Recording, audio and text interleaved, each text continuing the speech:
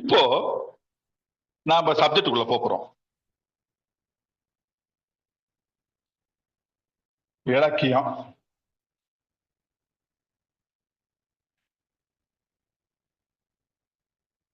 என் கையெழுத்து ஒரு மாதிரியா தான் இருக்கும், பார்த்து தெரிஞ்சுங்க. போர்டு தெரியுதாப்பா? ஆன்லைன் ஸ்டூடெண்ட்ஸ் போர்டு தெரியுதா? தெரியுது. சரி, நல்லது. இலக்கியம், இலக்கு அப்படின்னு என்னது சொல்லு.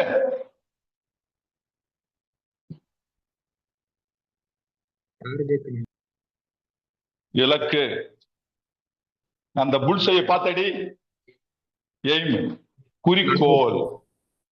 இலக்குனா என்னது? குறிக்கோள். இயம், இயம்புதல் என்ன அர்த்தம்? சொல்லுதல். அப்போ குறிக்கோளை சொல்லுதல். எந்த குறிக்கோளை? வாழ்க்கைக்குவான குறிக்கோளை எடுத்து சொல்லக்கூடியது எதுவோ அதுதான் இலக்கியம். நான் டைம் பாசிங் லிட்டரேச்சர் இங்கிலீஷ் வச்சிருக்கேன் தெரியுமா? தனிப்பட்ட முறையில டைம் பாசிங் நாவல்ஸ், ஜஸ்ட் பட்டிட்டு தூக்கி எஞ்சிட்டு போறது, அது மாதிரி நாவல்லாம் இருக்கும். நம்ம தமிழ்ல கூட அது மாதிரி முயற்சி பண்ணாங்க.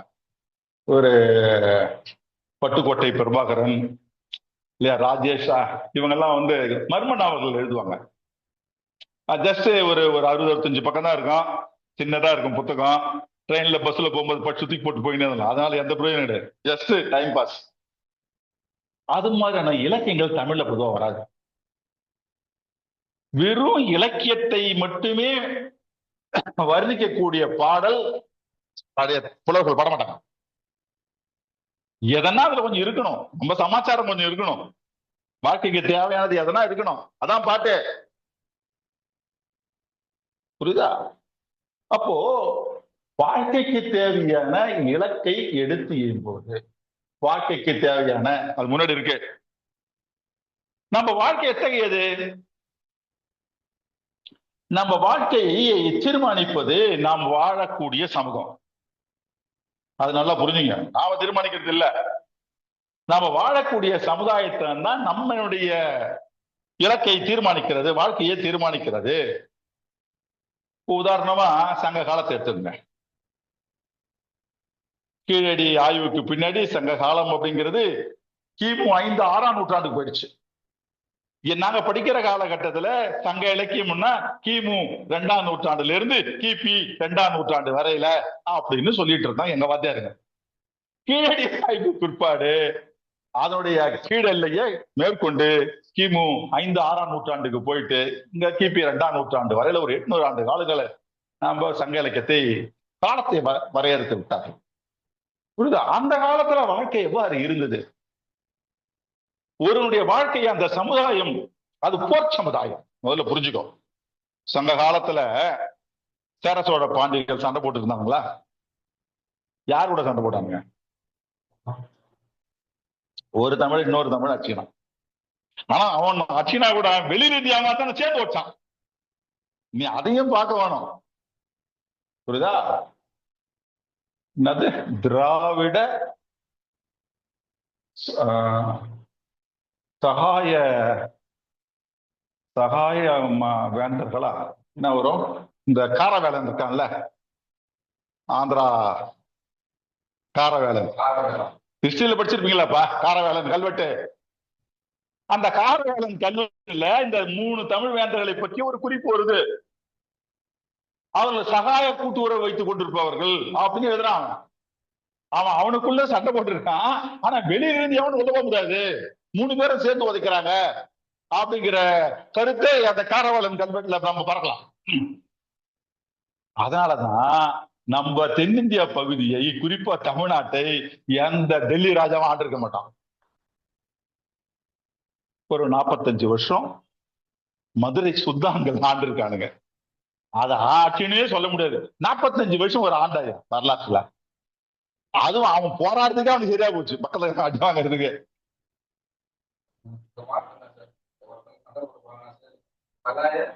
சகாய அது மறந்து அதான் இழுத்து சொல்றேன், நான் போய் தெரிஞ்சுக்க வேணாம. சகா அதை சேர்ந்திருக்கிறதுக்கு சமஸ்கிருத சொல்லுதான் பயன்படுத்திருக்காங்க. அந்த சகாய கூட்டு இல்லையா? ஆக மூன்று வேந்தர்களுக்குள்ள ஒரு ஒரு நட்பு நெருக்கம் இருந்திருக்கிறது, கூட்டு இருந்திருக்கிறது அப்படிங்கிற செய்தியை சொல்லக்கூடிய கல்வெட்டு நமக்கு காரவேலம் கல்வெட்டு தான். சரி, இப்ப அந்த காலம் போர் சமுதாயம்ங்கிறதாக சொல்றேன். இனக்குழுக்கள், இப்போ பாரி அவன் எந்த நாட்டை ஆண்டான்? திண்டுக்கல்ல சுத்தி ஒரு கொஞ்சம் பகுதியை ஆண்டான், அவ்வளவுதானே. அவன் ஒரு இனக்குழு தலைவன். அதே போலதான் அதியமான் தர்மபுரியை சுத்தி இருக்கக்கூடிய ஒரு சிறு பகுதியை ஆண்டவன். அவர் இனக்குழு தலைவன். இந்த வல்லகள் எல்லாமே இனக்குழு தலைவர்கள் தான். அது மட்டும் இல்லாம சில சிற்றரசர்கள், எவ்வி போன்ற சிற்றரசர்கள் இருந்திருக்கிறாங்க. இவ்வளவு பேரும் தமிழ்நாட்டை ஆண்டு இருக்கிறாங்க. அப்ப என்ன பண்ண, ஒருத்தனை சண்டை போட்டு தான் இருக்கணும். அதுவும் இந்த சேர சோழ பாண்டியர்கள் இருக்கிறானே, அவன் இயல்பாகவே கொஞ்சம் வலுவான ஆளுங்க. இப்போ டிஎம்கே டிஎம்கே மாதிரி இயல்பாகவே வலுவானவங்க. இவனுக்கு என்ன பண்றாங்க, மற்றதெல்லாம் கபடிக்காரன் பண்ணணும்னு ஆசைப்படுறாங்க. குறிஞ்சில ஒரு தெய்வம் இருக்கா? குறிஞ்சில மலையில. பாலையில ஒரு கொற்றவை இருக்காளா? புரியுதா? முல்லை காட்டு பகுதியில் பெருமாள் இருக்காரா? மால். மருதநிலத்துக்கு வந்துருங்க, அங்க இந்திரன் இருக்கானா? வருணன் கடற்கரை ஓரத்துல. தனித்தனி தெய்வங்கள், தனித்தனிய நாகரிக வளர்ச்சி, தனித்தனியான உணவு வகைகள், தனித்தனியான மரஞ்செடி கொடிகள். அன்னைக்கு வரைக்கும் இன்னைக்கு வரைக்கும் மாறாம தானே இருக்குது. அப்படியே கடற்கரையில குறிஞ்சி மலர் பூத்து குழுங்குதா? இன்னைக்கு எங்கேயும் கொடுங்க. கடல் காத்து, உப்பு காத்து அடிக்குது சார். கொடைக்கானல்ல கரவன் நடுங்கிறானா? அவனுக்கு குளிர் காத்து இருக்கும், அது கடற்கரை காத்தா இருக்காது. இயற்கை மாறல இன்னைக்கு வரைக்கும் பெரும்பாலும். ஆனால் மனிதனுடைய வாழ்க்கை மாறி போனது காரணம் என்ன? ஏன் நீதி இலக்கியங்கள் தோன்றியதுக்கான காரணமே ஒண்ணு, சேர சோழ பாண்டியர்கள் 5 நிலத்தையும் ஒன்னா சேர்ந்து ஆள ஆரம்பிச்சான். அப்ப 5 நிலத்தையும் ஒன்னா சேர்த்து ஆளணும்னா ஒரே ஒரு அரங்கள் இருக்க வேண்டும், ஒரே சட்டம் இருக்க வேணும். நம்ம மோடி கவர்மெண்ட் காமன் சிவில் கோடு கொண்டு வராங்கல்ல, எதுக்கு? நம்ம ஆளுங்க ஏற்கனவே செஞ்சு வச்சுக்கிறோம். தமிழ் மொழியை கூட எப்படி பண்ணிருக்காங்க, புது மொழி உற்பத்தி பண்ணிட்டாங்கல்ல தமிழ் மொழிய. திருநெல்வேலியில் இருக்கிறவன் எப்படிப்பா பேசுற? முதல்ல இருக்கிறவன் எப்படிப்பா பேசுற? காரைக்குடியில படிச்சேன் நான். அங்க சொல்றான், மாமாவை மைதானத்துல வச்சு பார்த்தேன் அப்படின்னு. மாமாவை மைதானத்துல வச்சு பார்த்தான். மாமா தூங்கி மைதானத்துல வச்சுட்டு அதுக்கப்புறம் இவர் பாக்குறதுன்னு இப்படி பேசுறான் அவன். மைதானம் பொட்டல்னு சொல்லுவான் இல்ல, மாமாவை பொட்டல்ல வச்சு பார்த்தேன். மைதானம் நாம சொல்றது வர்தம் நாட்டு மாணவர்கள் சொல்றது மைதானம், மக்கள் சொல்றது மைதானம். அவன் பொட்டல்னு சொல்றான், கம்மாங்கிறான் ஏரிய. கோவை தமிழ் சொல்லவே ஏனுங்க என்னங்கன்னே சொல்லி சொல்லியே நமக்கு அளவுக்கு அதிகமான மரியாதை கொடுத்துருவாங்க பேச்சுல. கோவை தமிழ். ஆகவே தஞ்சாவூர் தமிழும் வித்தியாசமா தான் இருக்கு. புரியுதா? எல்லாருக்கும் செய்தி எப்படிப்பா ஒரே மாதிரி வாசிக்கிறான்?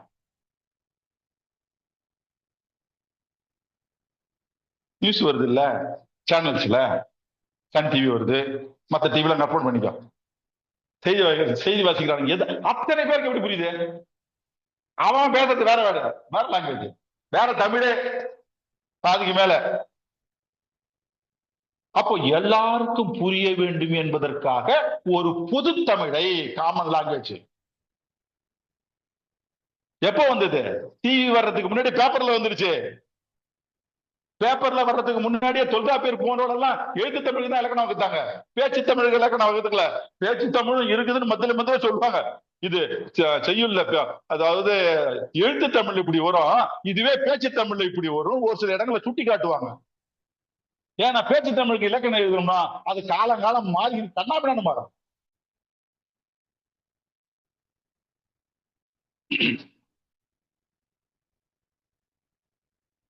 அப்போ மாணவர்களே, அந்த காலம் அவன் வாழ்க்கையை போராட்ட காலம் ஆகினாலே அவன் வாழ்க்கையை அகம் புறம் என வகுத்து காட்டியது. அதுக்காக சொல்ல வர சங்க காலம் மக்களின் வாழ்க்கையை அந்த சமுதாயம் எவ்வாறு வகுத்து காட்டியது? அகம்புறம் ரெண்டுமே உணர்ச்சியில் இருக்குனா. ஓ சுருக்கமா சொல்லிடுறேன். அகம்னா என்ன?